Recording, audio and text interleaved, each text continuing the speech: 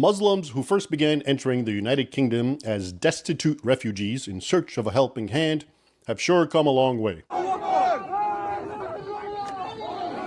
need for that. We're on the safe side, bro. No, we're not. Yes, we are, bro. What you just saw took place on October 25th in London. Large throngs of Muslim men, all masked and dressed in black, you know, just like, and as a show of solidarity with, ISIS, decided to make their presence felt. And as usual, foolish leftists supported the Muslims. As you saw, as the marching militants cried out Islam's ancient war cry, Allahu Akbar, a woke Brit objected. "There's no need for that," said he. "We're all on the same side, bro." To which one of the ISIS-like marchers corrected him. "No, we're not." As shocking as this recent video might be for some, it's also just the tip of the iceberg. The European white people complaining about immigration and Islam. First of all, I want to tell you that Islam is going to take over every single square inch of the globe. See, this is where, you know, I've had an opinion, like we all do, in regards to the end times and what things meant, especially in regards to the mark of the beasts. My opinion has been changing on what the mark of the beast is. Now, I think I still think I'm right about the category of it, to where the mark of the 144,000 is the Lamb's father's name on their forehead. So I still think that it's a doctrine, that it's a belief, that it's basically, you know, what you believe makes you who you are. Those who follow Yeshua, or even Hashem, or just the Lamb's father, and maybe they haven't accepted Yeshua as his son, they can still be marked with you know, Yahweh or Hashem or God's name. That's who they follow. That's who their God is, the God of Abraham, Isaac, and Jacob. The mark of the beast is something other than that. It's you know, it seems as though it's some kind of a belief or a doctrine that will be enforced, and the more that I see what's going on around the world, the more it looks like it's Islamic in nature.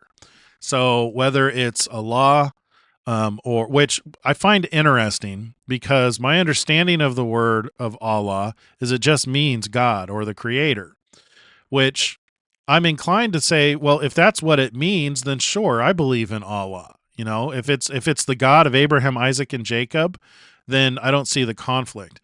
However, when you see their plan and their doctrine and their enforcement, I cannot in good conscience say that that is the same God of Abraham, Isaac, and Jacob. And I think that's where the difference is there's a trick going on here, to where, you know, there's going to be an enforcement on this particular belief, and it's going to be so close to what it is you believe now that that's what's going to make it really hard for people to realize what's going on.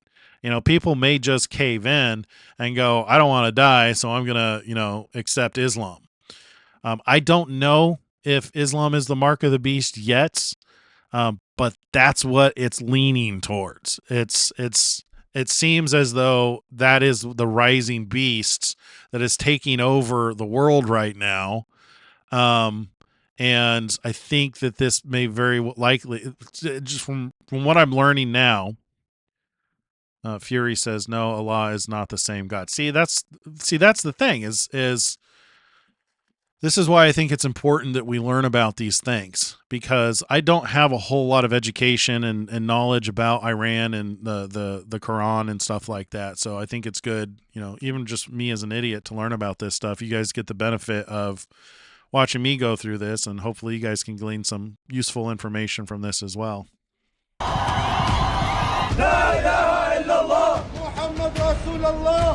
See, Islam seems like it's a death cult. It's like it does not seem to value the same things as the God of Abraham, Isaac, and Jacob.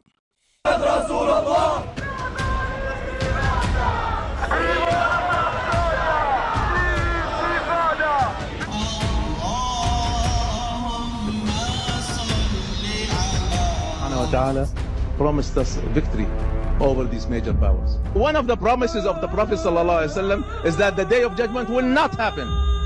until Islam prevails. And we become victorious. And we will rule the whole world.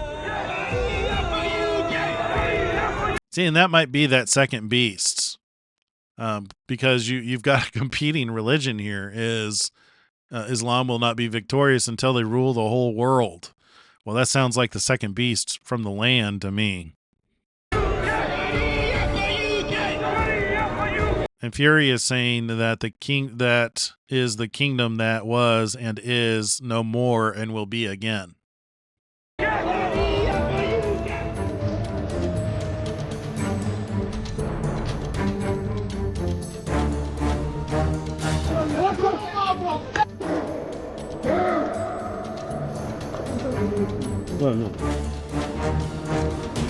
You know what's interesting is what I was thinking the mark of the beast was idolatrous beliefs and religions that basically replaced God with other things. I'm reluctant to name any one individual because it's not limited to just one, I don't think. But that's my opinion. So when you're evaluating these things, I think it's so important to differentiate the difference between what's your opinion and the actual evidence and what the evidence is saying. The actual evidence seems to be implying strong Islamic ties and practices. Even the colors of the four horses, you see them in the flag: the white, the red, the black, the green. The beheading, the killing of the two witnesses and leaving them in the street and sending gifts to one another. These are all Islamic practices.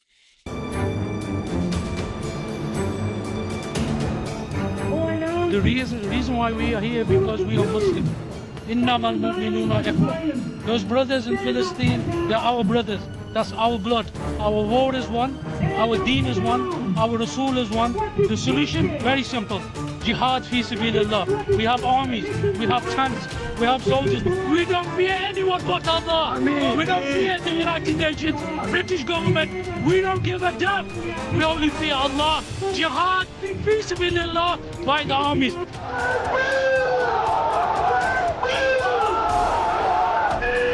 You guys notice that what he's showing as different areas. Like this one right here is Germany. The other one was Europe. I mean, like he's going through that. This is not happening in one location. This is happening around the world.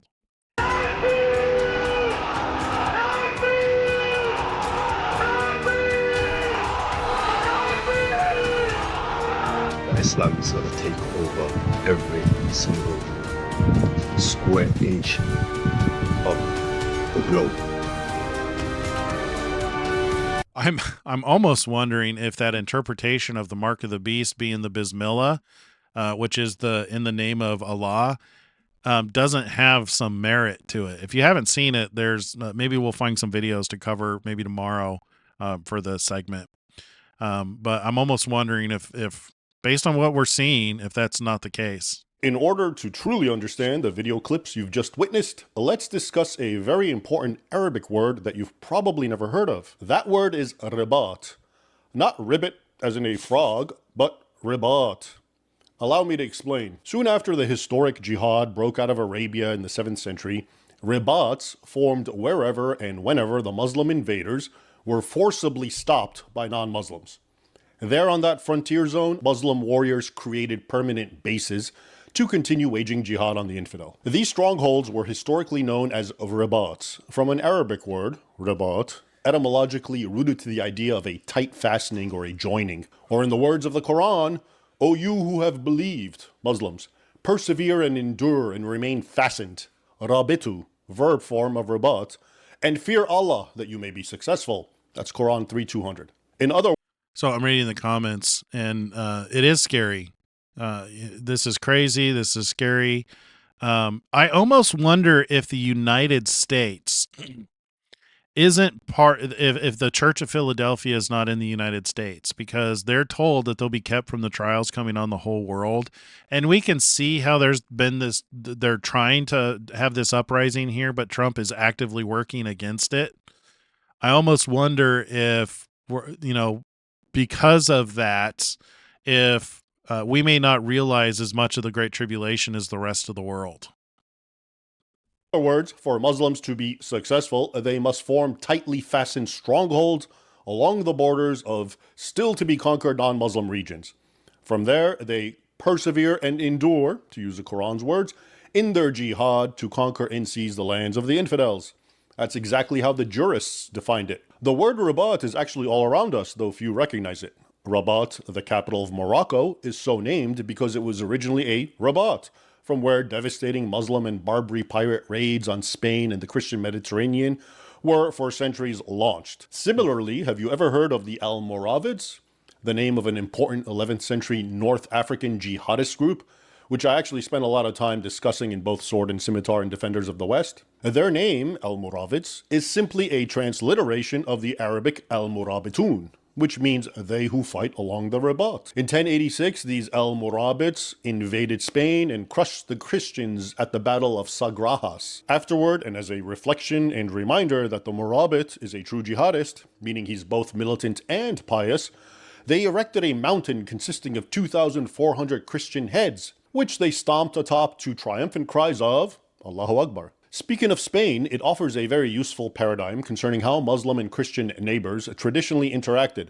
Soon after the 8th century Islamic invasion of the Iberian Peninsula, a Ribat formed along the Duero River, separating the Christian north from the Islamic south. For centuries, it too became a, quote, territory where Muslims fight for the faith and a permanent place of the Ribat, writes Reconquista historian Joseph O'Callaghan. As in other Ribats where Muslims abutted against non-Muslims, a scorched no man's land policy prevailed.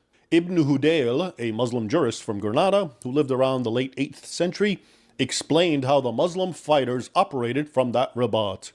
He wrote, quote, "It is permissible to set fire to the lands of the Christian enemy, his stores of grain, his beasts of burden, if it is not possible for the Muslims to take possession of them, as well as to cut down his trees, to raze his cities to the ground, in a word, to do everything that might ruin him, in order to hasten the Islamization of that enemy or to weaken him. Indeed, all this contributes to a military triumph over him or into forcing him to capitulate."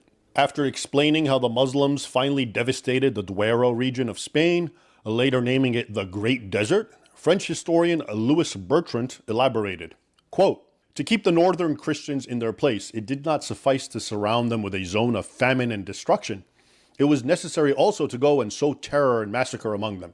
If one bears in mind that this brigandage was almost continual, and that this fury of destruction and extermination was regarded as a work of piety, it was a holy war against infidels, it is not surprising that whole regions of Spain should remain permanently sterile.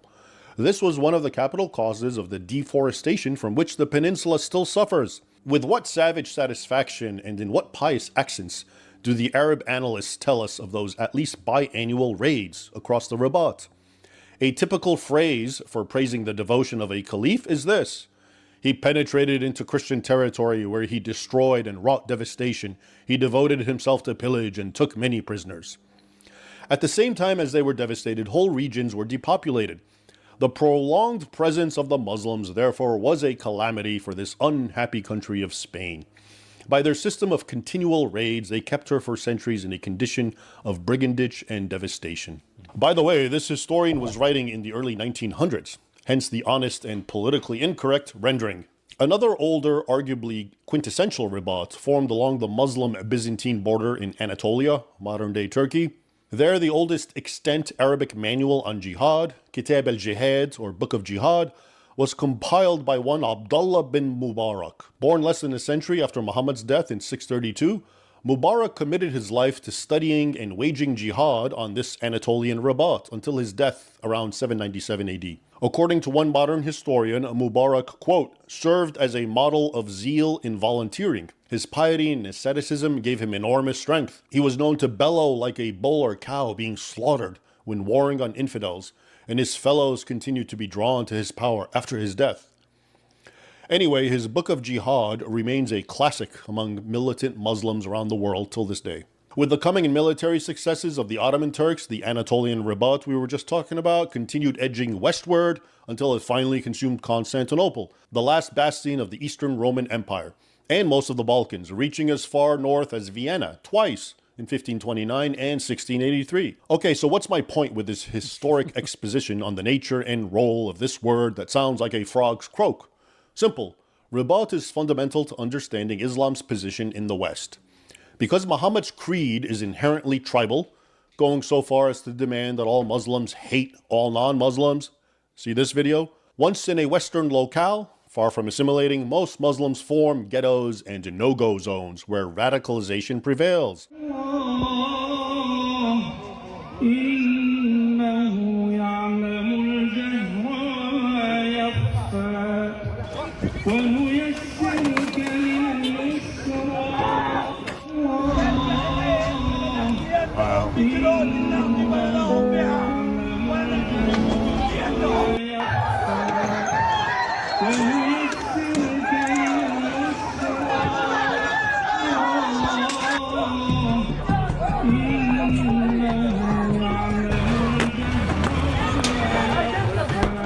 Sweden, Portugal, France, United Kingdom. Wow. London was brought to a screeching halt so that some Muslims could celebrate Ashura Day. In other words, they instinctively form Ribats, bastions of Islamization and jihadist sentiment, from which they threaten, bully, and terrorize the infidels across the way. Or nowadays, the infidels across the street, as you just saw in those videos. Yeah. Which of course leads to the primary difference between past and present Ribats. As seen historically, they formed wherever non-Muslims, including Europeans, forcibly stopped the Muslim advance. Today's Ribats, on the other hand, are not located along the borders of Muslim and non-Muslim regions, but rather right smack in the middle of European nations and their largest, often capital, cities. In other words, those entering and turning Western regions into Islamic enclaves did not do so by force of arms, the way they had to historically, but rather because they were welcomed in with open arms. Until this very moment, those who welcomed them in, that is, the ruling class or elite of Europe, are doing everything in their power to continue empowering Muslims and spreading Islam throughout Europe, including by shutting down and even imprisoning those native Europeans who dare speak up. In short, the reason Ribats are a problem throughout the West is entirely due to Western, that is, internal actions. Muslims, on the other hand, are simply doing what Muslims have always done. It's your duly elected leaders who supposedly represent you who have changed. There you go.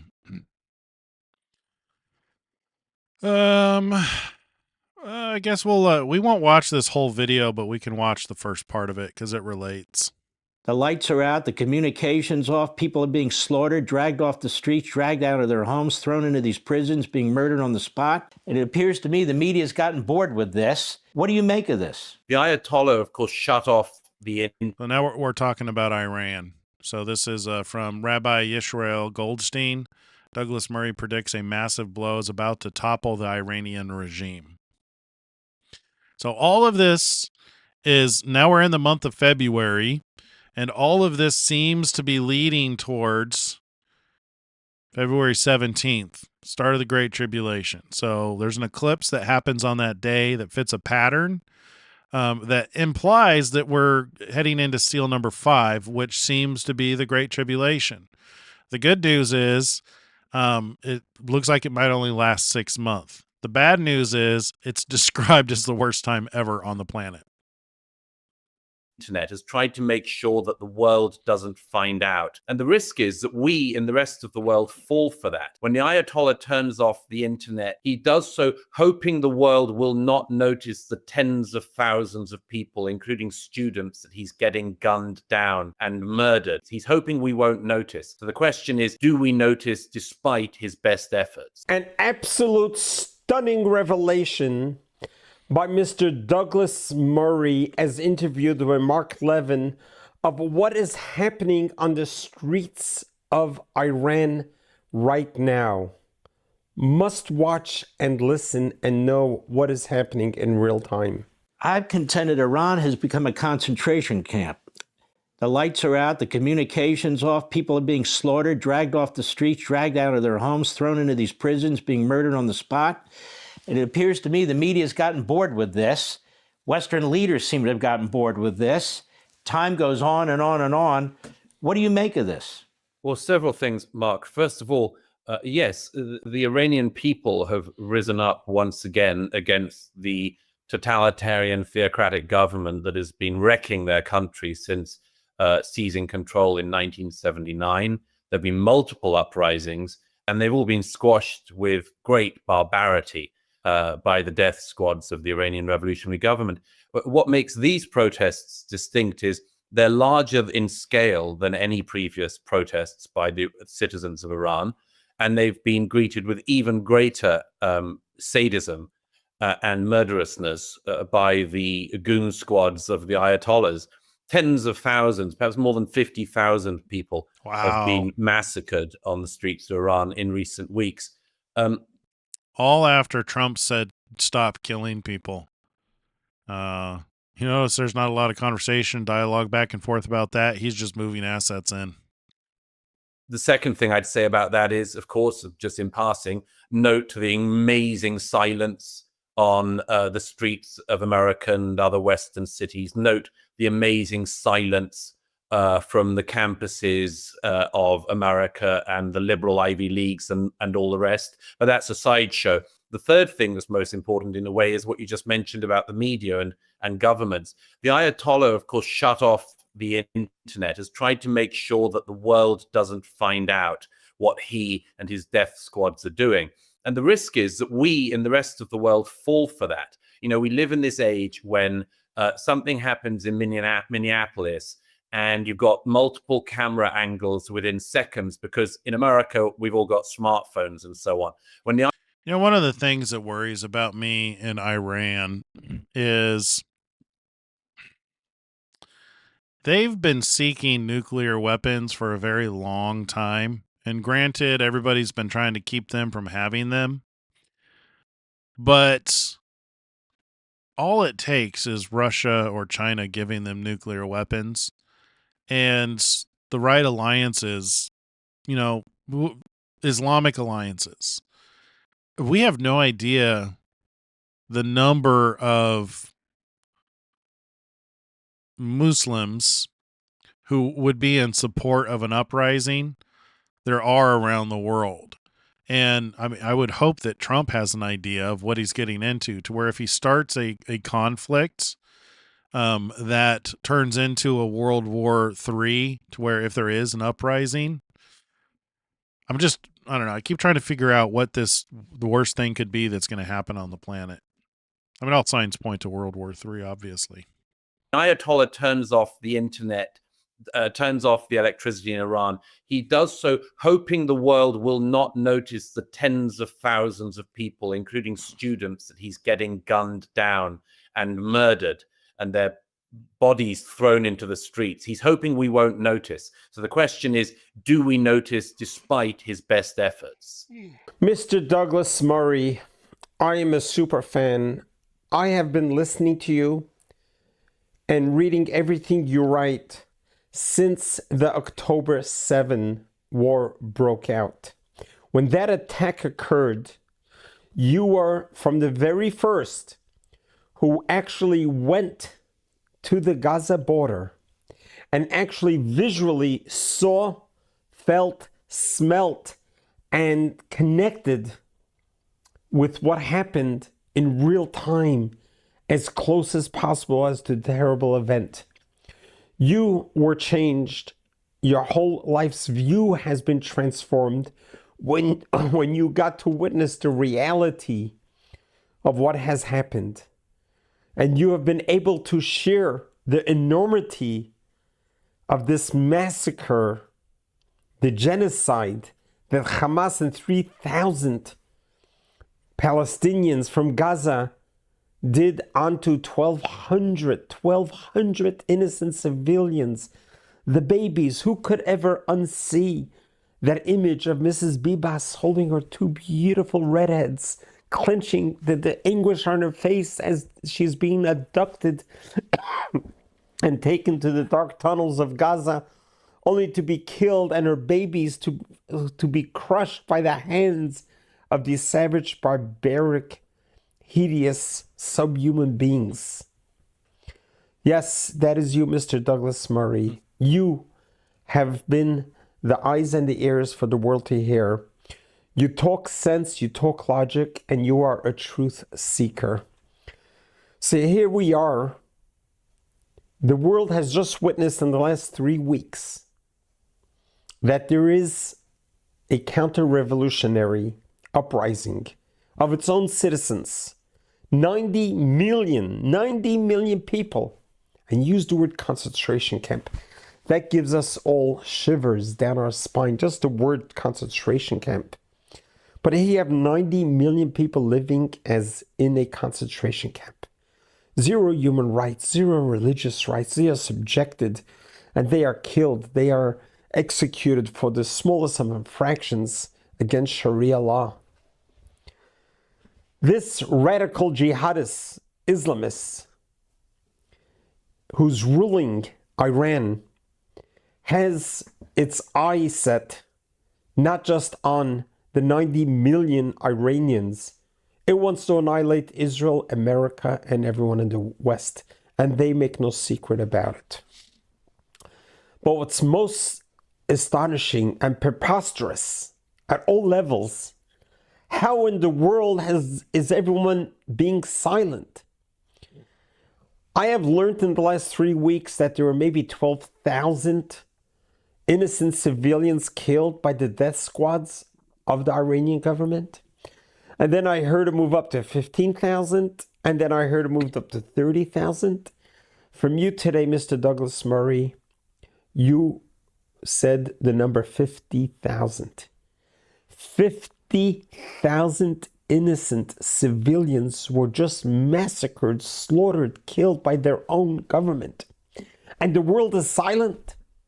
There's not a protest in one university. There's no march in the streets. Stop the genocide, baby killers. None of that. Quite the opposite. What? I mean, can we wrap our minds around that? Is Iranian blood cheaper than the Gazan blood? Less cheap?